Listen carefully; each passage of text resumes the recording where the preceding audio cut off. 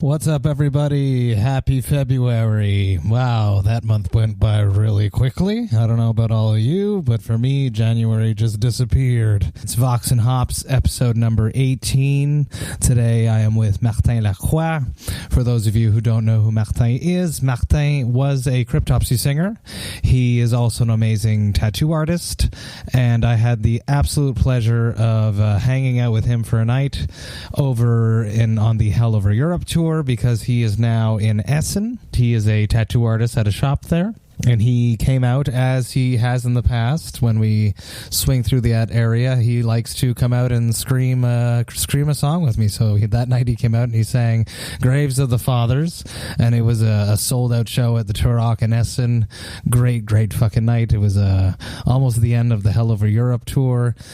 We hooked up afterwards. He came up into the dressing room and we talked to each other head-to-head, singer to singer. I asked him some interesting questions about his time before Cryptopsy, how he got into tattooing, and we also talked about why he thinks he's no longer in Cryptopsy. So interesting subjects. He was extremely forthcoming, very open, very mature about everything that's happened and where he is now in his life. So check that all out on Vox&Hops episode number 18.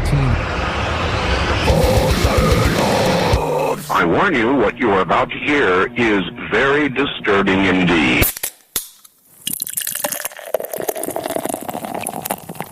What's up, everyone? I'm here with Martin Lacroix. This is Vox&Hops number 18. We are live in Essen, and we just finished playing a sold-out show in Essen, and Martin came up and performed Graves of the Fathers with me, and it was a blast. For those of you who don't know, Martin Lacroix used to sing for Cryptopsy. So how was your experience on stage tonight? Tonight? Oh, man. Actually, when you just need to do one song, it's fucking more stressful than when you're doing a tour. So yeah, but I used to practice alone a little bit at home and a little bit and tried. And this morning it was not there, so I just get a tea with honey on it, and so then the growl came out. I was okay, thanks, I'm good for tonight.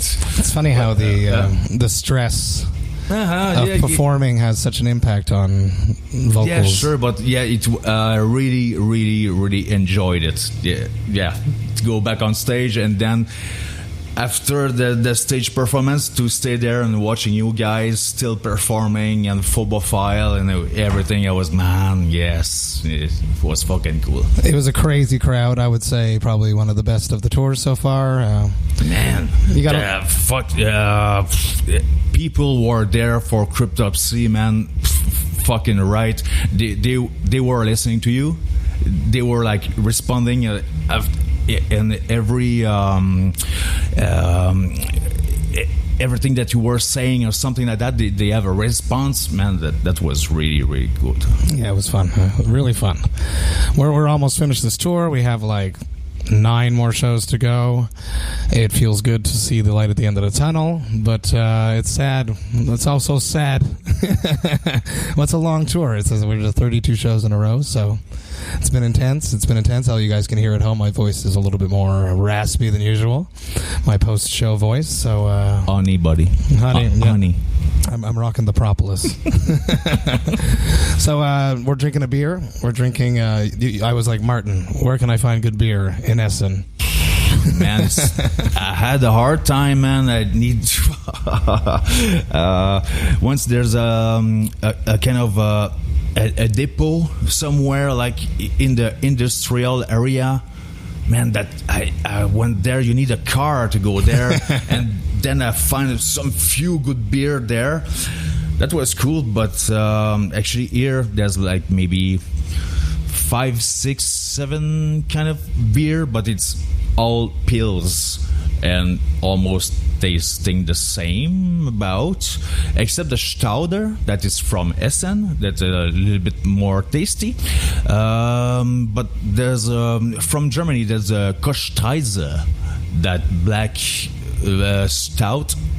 That's really fucking good. But it's, I can say, really better on tap. Okay, versus in bottle. Than in bottle, yes. So you sent me on a mission to a Christmas market, which is very German for me. It brings back memories of my tour with Beneath the Massacre in 2009. We were on tour in Europe around the same time. So we find this Christmas market, and it's for people that don't know what it is, it's a bunch of little kiosks with a whole bunch of like great food and shit that you can buy for your family and friends. And, porte-monnaie. Yeah, it's like a hoarder's paradise. So I found a little bottle shop. They had a whole bunch of good you found that place that I told you with a Slayer beer, Iron Maiden, and whatever. Yeah, even Queen beer, but it wasn't that good.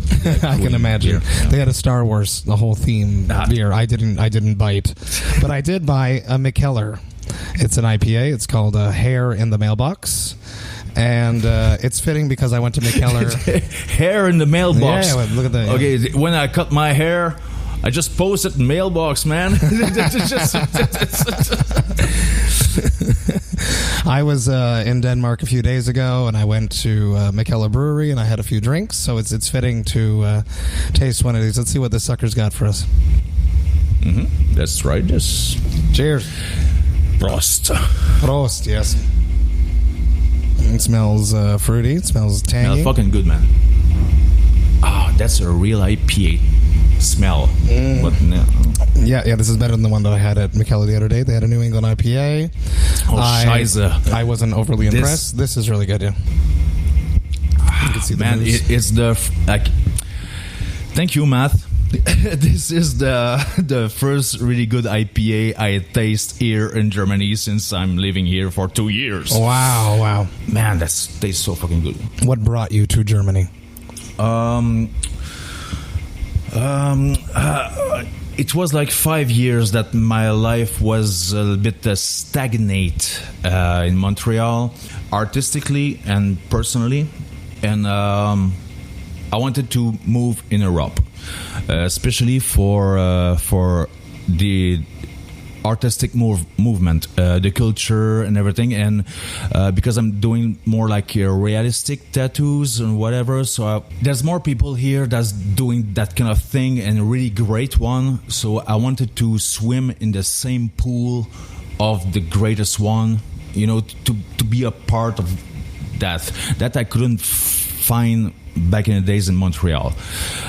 So then I started doing some guest spot artists in Köln, in Belgium, and Essen as well for a few years. And then a tattoo studio here offered me a permanent job and offered me to help me to find a flat and everything. So I just jumped in. That's it, yeah. So everyone listening, Martin is an extremely talented tattoo artist. Thank you. Which is why he's here. All of Cryptopsy's bases, Ollie Pinard's tattoos, most of them is all done by you. Yeah. I popped the cherry out of him. He has a very particular, unique style, in my opinion. And how would you say it's realistic? How more can you describe your style of tattooing? Realistic, but surrealistic. I'm really into biomechanic too, bioorganic. I'm such a big fan of Giger. I'm studying Giger art since more than 20 years, let's say almost 25 years now. That I'm just not looking at the picture, I'm studying that how he's doing those textures, so then I can apply it, those information into my tattoos, and most of that biomechanic that I'm doing as a tattoo, I'm doing it freehand. Really? I'm sitting with a customer right now. I have a little consultation before talking about, because biomechanic, it's really large, it's really a bit abstract, so we can have like aggressive biomechanic or more sweet, or I don't know. So then I adapt my biomechanic to the client. I will not do a really aggressive biomechanic to someone that is not, so that's it. So most of my biomechanic and dark art, I do it freehand, straight on the customer that day, and with Sharpies, something like that, and then we talk about it and we check it out and we just go in and bang. And how long is a typical session for you to do it's hard to say because sometimes because it's freehand, sometimes after 4 or 5 hours I cannot create anymore, so I just done what is there and it's cool. But when we reach the end of the project, then everything is there and I don't need to create. I just need to polish like the final result, so then we can have a 7 hours tattoo and even 8 with a few beers. That's how it goes. It's just chill out and yeah. When did tattooing start for you? Damn. I was 13 years old when I told my mother that I want to be a tattoo artist. Yes, she freaked out. You're gonna hang out with bikers, you're gonna fall into drugs. Yeah, sure. No. And at 14 years old, I built myself a tattoo machine with my Walkman. Yeah, and and then when I finished building that little machine, then I tattoo myself. I arrive at school the next day at 14 years old with a tattoo. Yeah, fucking rock and roll. Do you still have it? 9. Because at that time I didn't know that you can put a print or even draw it with a pen before. So I just put the picture right there and was, okay, Martin, this is the time. I just go with the machine right there, and I just wanted to do a little scorpion, but it looks like a shrimp.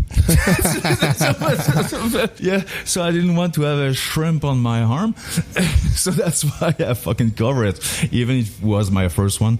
And then at 18 years old, my mother bought me from the pawn shop a real professional tattoo machine that was there for 200 Canadian dollar. It was there, so that was the first start of it. And yeah. Who were some of your early mentors? About the tattoos? Yes. Really, Guy Essen is one of my mentors, but I take a lot of inspiration from painters as Dali or Dan Seagrave. Dan Seagrave was one of the most guy who influenced me and says to me that, man, I want to do that. I want to do that kind of art. I want to do cover art for bands or something like that, yeah. Which is something that you moved on to doing. Cover art for yes, sure. Name us a few. It starts a little bit with my previous band that I have before, Spasm. I did the logo and the cover art for the CD, and then I work a little bit with Vengeful, that I did the logo as well. I did the logo for Pronostic. I used to do some stage banners for Agony, Spasm, even Cryptopsy when I was... fuck, man, yeah! That fucking big... You still have it? We still have it, and it weighs a ton. Damn. We still have that. Yeah. Fuck, it's 30 feet by 30 feet. Yeah. Oh, damn. And I did that like three days in a row before the concert at the medley in 2001. He keeps looking over to Flo for approval. Yeah. And then when I was like 16 or 17, I watched Gorgot's Erosion of Sanity from Dan Seagrave, and I want to do that in my life, so I was keeping going. So then it's happened that I was like a friend with Luc Lemay. I tattoo him, and then I start doing a few designs for him for a t-shirt and whatever. And for the reunion of Gorguts in 2012. If yes, in that ballpark, yeah. For Colored Sand. That's a sick cover. So then he came at my place and said, "Okay, Martin, I really think about it. I want you do the design for Colored Sands." And I was like, really, whoa, okay. This is like a little tap on your back, you know, that said, man, you did a good choice in your life, because I start with thinking about Gorguts and that's the grave that I want to do that, and then Luc asked me to do something for Gorguts, so I was like really, really honored about that. Like, I am still like really impressed about that kind of friendship, how it happened. Yes, and sometimes you say, man, you need to believe in what you are doing and just keep on going and dig into it, and then you will have the result. That's right, yeah. Let's talk about metal. When did metal come into your life? Music. You grew up in Abitibi, you said before. Oh, that's weird. Okay, I will take a sip. Okay. Yeah. Hydrate. So actually, when I was young, I mean, my parents, they were into music before I was born. When I was born, maybe I destroy everything about them. I don't know. So at my place, when I was like 4, 5, 6, 7 years old, the only thing that I had was like fucking ABBA and Lacroix Art. But I used to like the more rock song about like voulez-vous. There's a little bit of rock behind it, and Lacroix Art, that song Comrade Kiev. Okay, yeah. Okay. I know the name, but I don't know. But that was the most heavy song on that fucking vinyl at the time. And then on secondary one, as a gift exchange, like student exchange, someone gave me Pink Floyd, and then I really figure out, fuck, there's something in music far beyond that. It's not just music, there's something that make you feel something. And then when I moved back again to my mom, I get some friends, and then we were a little bit into DRI and tracks, blah blah blah. That was okay, give you something. But the first night that my friend came with Obituary, cause of that, can I say that here that I was on shroom? Sure. Yeah. I was on shroom that night, and he put that fucking cassette and that with that fucking intro, between every song you hear slimes, and it creates an atmosphere, doors open and whatever. So yeah, so the next day when I woke up, I said, hey, can you press play again? It's, oh fuck, it was real. So and then we were just like digging in the most extreme that we can find, the suffocation, whatever, and then carcass, reek of putrefaction. Oh, okay, yeah. Oh, more. Can we get farther than that? Yeah, and then I can say I was fucking 17 when I fucking get Cryptopsy, Blasphemy. No, not Blasphemy. The one before, Angelto. Yes, and that was okay. Whoa, this is more than Carcass. Yeah, exactly. So yeah, we were just digging into the most extreme that we can find at that time, and after that, I discover Iron Maiden and Black Sabbath. The history of it, yeah. When did you start screaming in bands? You mentioned you had a band called Spasme. Mm-hmm. Was that based in Montreal or in Abitibi? In Abitibi, yeah, of course. We were a bunch of friends that we just start doing music, and actually I was the first singer of that band, and then my mom just shipped me to my dad because I was too disturbing, with reason, because fucking she went to the hospital when I left because she was in fucking depression with reason, and then so they took another singer. So when the band moved in Montreal, I was still with them, whatever. So they were, we could do a concert, but we don't have a singer. I said, man, I can do it. Maybe I can try. And then it started, and it was good, and we were just keeping going.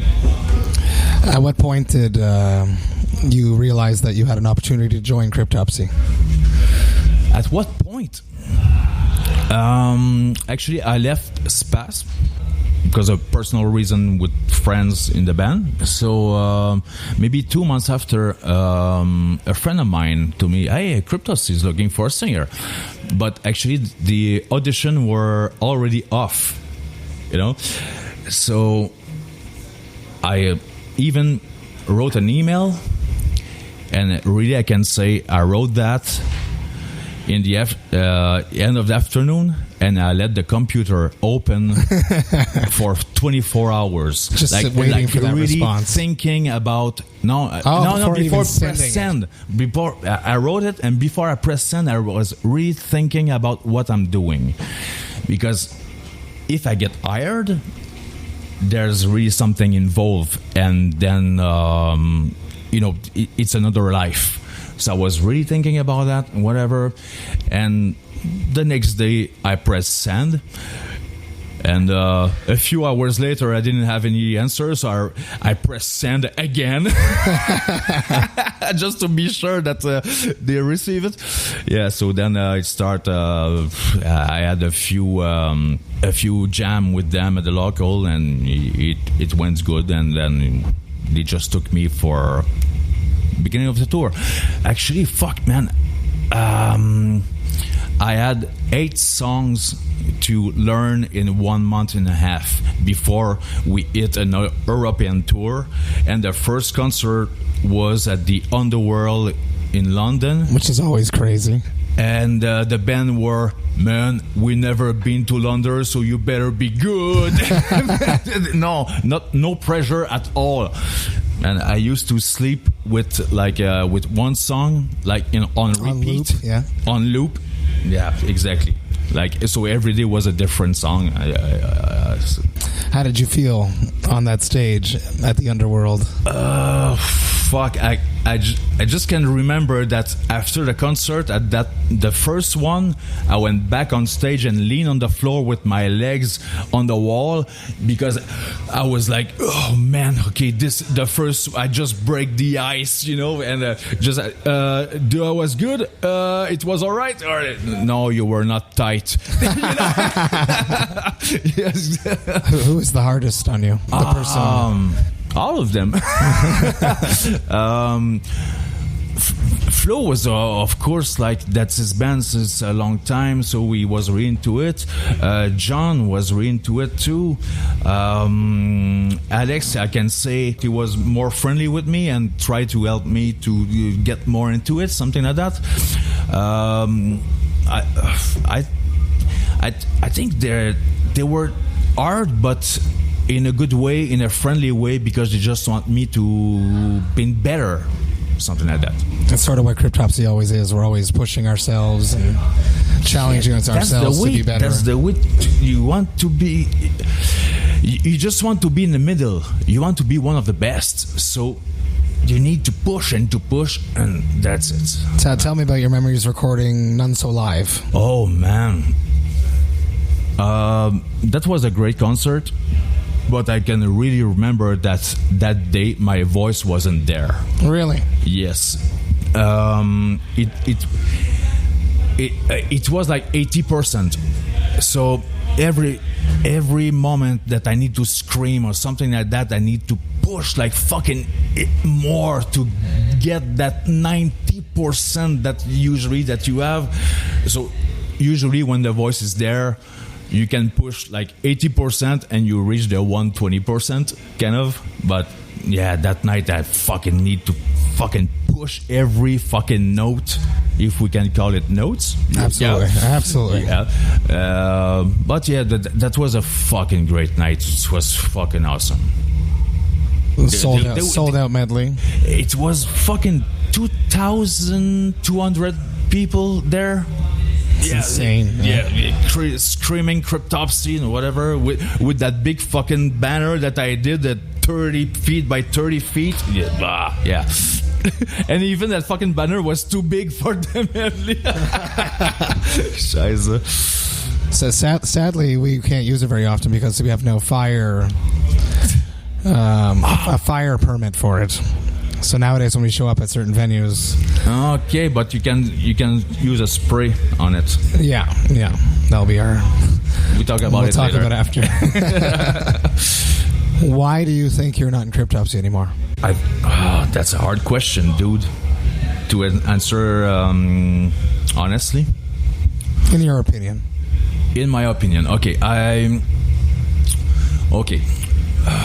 can say that. Okay, I was there, blah blah blah, and then there's maybe a kind of friendship that I was looking for that was not there. But in another side, it's a job or something like that. But at that moment, for me, I was looking more for friendship, for a bubble, like a real band, and I didn't feel that, something like that, whatever. And somehow there's other things that happen in my life at that time, so I start sometimes to skip jam, something like that. And they were maybe obfuscated about that. I should be there more. And then it was just like maybe a downward spiral, you know. I can say right now that I could do it better, but if it happened at that time, it because of a reason. So it's hard for me to judge what happened. Yes, maybe Flo, something like that, or John, they were saying, you need to improve your English or something like that. And I think that I was not that weak in English, you know, but maybe it was... there's other band that from Sweden, whatever, they don't fucking talk English at all. So, but maybe that was another reason. But maybe I could say that I could be a little bit more present. That's my lack that I can say. But maybe if that lack was there from me because maybe there was something underneath, you know. Yeah. For your career as a tattoo artist might have not taken off if you were still touring as much, maybe. Oh no, of course. When it's in with Cryptopsy, I was already tattooing, something like that, but more into like a fast food tattoo shop kind of. But yeah, when it ended up with Cryptopsy, I was just okay. Now I focus on my tattoo and I push that. Because you never started another band. No. I was doing a bit of back vocals sometime with Augury. Augury, that's a band that I did some banners and I did the logo as well. But some little back vocals here and there, but not that much.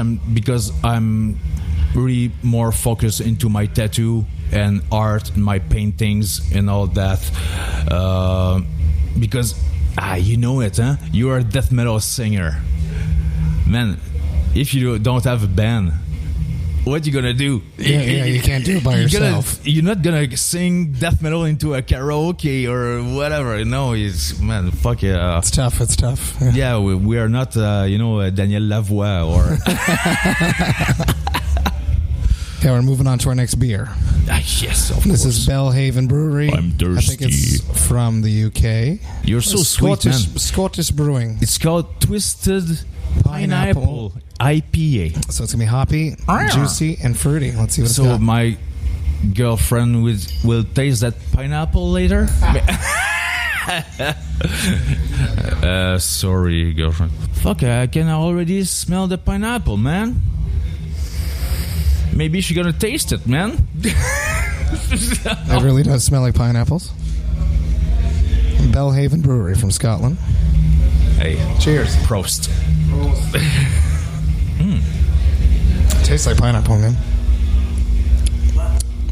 Still hoppy, malty a little bit. It's fucking cool, man. I never tasted something like that before. No, it's different. 5.1%. Mouth-watering hop bite. You just bought one? Ah, man, dude, Matt. I know. More pineapple. Do you still listen to metal now? Yeah, of course. What bands are you spinning? Oh man, I have a really wide range. Just even in music, even sometimes Hans Zimmer, I found some part metal into that music. I really like Russian Circle. I like that for creating when I'm painting or when I'm tattooing. It's make a kind of a moods. But sometimes that fucking Hate Eternal, man, fuck, I'm such into that. That band just blew me away, and I just listen to that in my headphones when I'm fucking drawing or something like that, and it gets me into the moods. And also Septic Flesh, man, every fucking album is like it's like something new. It's a surprise. You can't imagine what's gonna be the next song.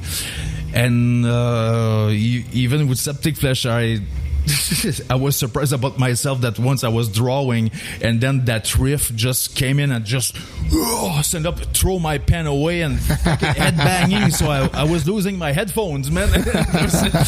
So where's my music, man? Oh fuck. But there's other band that I like so much that I don't listen to it, because I want to keep it always as a surprise. I don't want to get over listen. What bands would that be? Neurosis. This is one of my greatest band, but on my own at home, maybe I play Neurosis maybe 3 times a year, something like that, maybe 4. But it's always that moment that I'm painting and I light a candle and it's special, and I always have that feeling that, it's been a while that I haven't listened to that album, so it's feel great, you know. What's your favorite Neurosis album? My favorite Neurosis, it's hard to say. Time of Grace, of course. Sovereign. That Sovereign, man.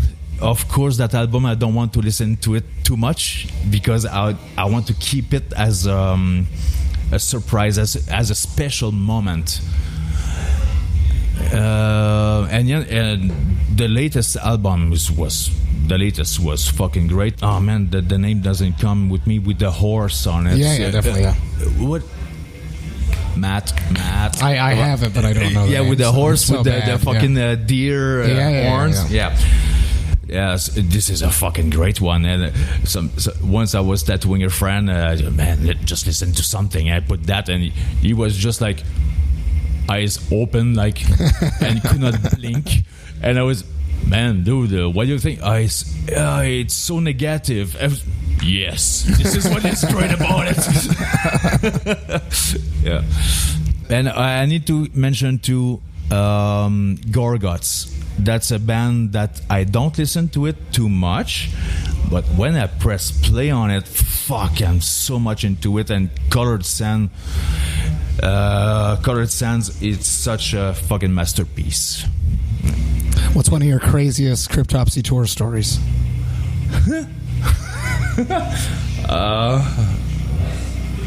Man. That you can talk about. Man, yeah. When I entered the band, it was like, what's happening on tour? It stay on tour.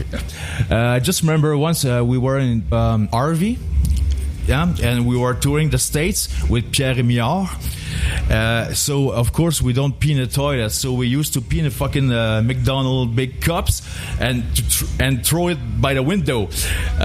So it was, the guy was like the passenger in the front, so it was like, okay, Alex, hold this and throw this. It was like, fuck, man, this fucking full, man. It's just to throw the pee, man. That was fucking funny. But we used to smoke joint in that fucking little toilet of that RV, and Pierre Rémiard, he have a fake teeth.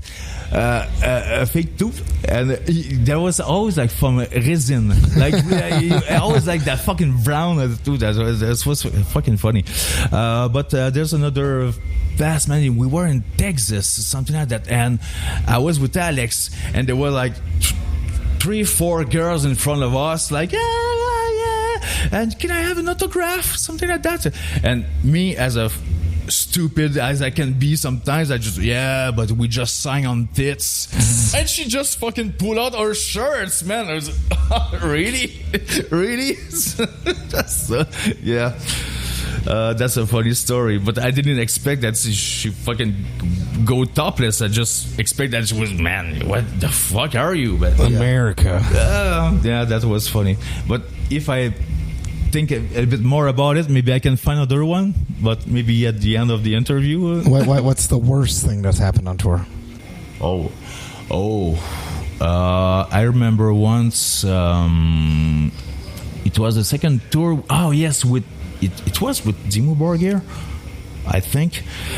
I get like fucking really sick because we were driving from Florida to up. It was a winter, so we were driving like on the States, like from north to south. What a best way to get a cough and a cold.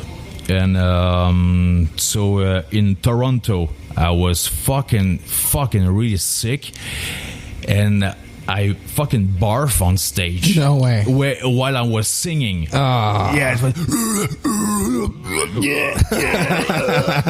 but it sounds like Lord Worm. Yeah. You know, so it was kind of okay, but but I had the fever and everything, and man, I was like, man, I had a job to do. I need to do it. Oh, man, I have some fucking barf on my shirt, man, and I was sliding on the barf, man. Vomit sliding. That one, I think it's one of the worst. Maybe there's others. There's other time we tour in Europe, and we didn't eat that much. The bus driver was always lost. Even every days there's someone from the venue need to pick of us because we are 2 hours out of the town, fucking lost everywhere. And so we stay in the bus for fucking 12 hours without eating, and then we arrived in Poland after 10 hours. We were not eating nothing. We were 33, and there's 27 sandwich. And it's just sandwich, with mayonnaise on the shelf for all the afternoon. But who's is not eating? Hey, the new guy, the merch guy. Do you miss touring? It was so cool, man.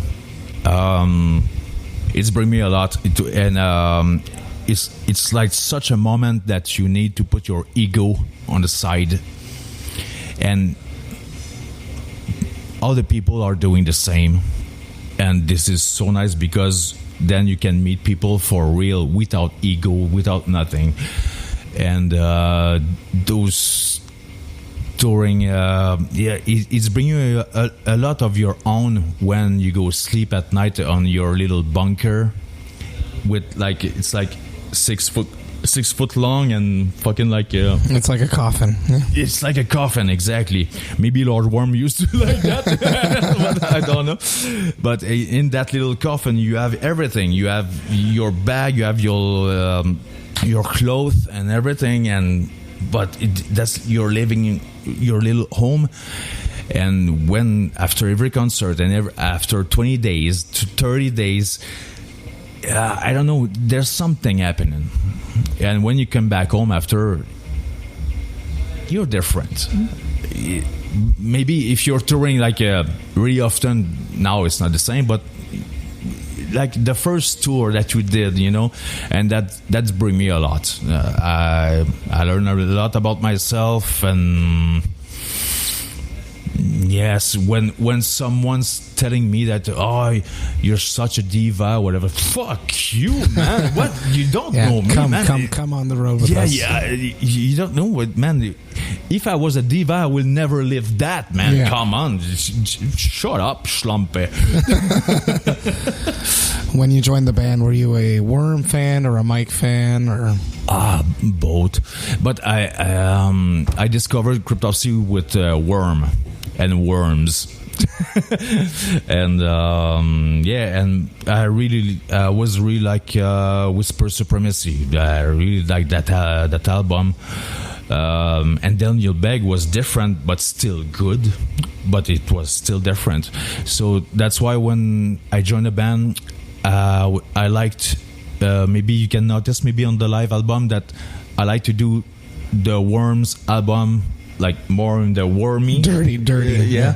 And like the Mike song more like he was singing, like just trying to reproduce that kind of ambience, that, which is very important.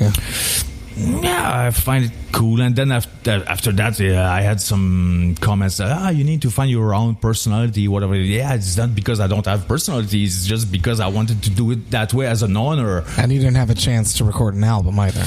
Yeah. Were you surprised when Worm came back after you? Is that something that you thought would ever happen? I was surprised, but I was happy, I can say. And I was like, man, this is your shoes. So, man, it's all right. Maybe the way that happened, maybe we could talk more about it. And even at that time, because I had a hard time about writing lyrics. It's not because I didn't have ideas. It's because I have maybe a hard time to put that on papers. So we already thought about maybe like Worms write the lyrics and then I was singing something like that, but maybe my lack of presence at that time discouraged that. They were fed up. Yeah, exactly. So what I can do, it's the past, it's now, and now I'm here with you. I just sing a song with all of you on stage, and Flo is happy to see me, and that's really, and I'm happy to see him as well, so that's really fucking cool. That's life, eh? That's life. Time heals all wounds, and beers are good. Yes, pineapple beer. Do you envision staying in Essen, staying in Europe? I don't know what's gonna happen. For now, my flat is here. I have my job here. I want to stay in Europe for sure. I like it so much. That was my dream, and I want to stay here to keep on evolving in an artistic way. I'm not saying that because there's no artistic ways in Quebec or in Montreal or in Canada, whatever. It's just because what I want to reach, it's the source, the roots of what I want. It's here. Like, yeah, my main inspirations are coming from here. So that's why I want to. I just moved like 2 years ago, so I didn't. I'm a new one here. So maybe after 10 years, then maybe I will figure out, okay, I did my thing, what I need to do in Europe, so now maybe I got to go back to Quebec. But for now, man, I just arrived and I'm still digging into mud because, yes, I'm digging to mud to stay here because the bureaucracy here and everything is so fucking complicated. And yes, but everything will go well. And yes, I don't know if it's going to be Essen for all the time, but in Europe for sure. That's sick. I hope it works out. I'm sure it will. Oh, it will. When you want, man, all my wills is there, man. That's life. Yeah. The cards will line up. Everything's going to work out. Mm-hmm. Well, Martin, thank you so much for sitting down with me. Yes, man. I appreciate it was a pleasure, you being, man. So honest. You're an excellent artist. I had a lot of fun on stage with you tonight. Man. Oh, man. It was really fucking well. awesome, You did really man. well. The crowd was amazing. Yes. I hope that we could show some videos soon. Yes, absolutely. That'd be great. Yeah. Yes. Cheers, brother. Thank you so much. Cheers, buddy. Hey, thank you so much for listening to Vox and Hops episode number 18 with Martin. I love him. He's so funny. Just sitting there when I edit these podcasts, it's a flashback to being with him. And he's just such a likable dude. He's got such a great sense of humor, excellent little gags and jokes. And I like where his mindset is now. I like his creativity. Stuff that I thought was super special is how he keeps certain albums as something precious to him that he doesn't want to know too well so that it can still surprise him. That's something that I always wish that I have the patience to do, but I tend to over-listen to albums when I like them, so props to Martin for that.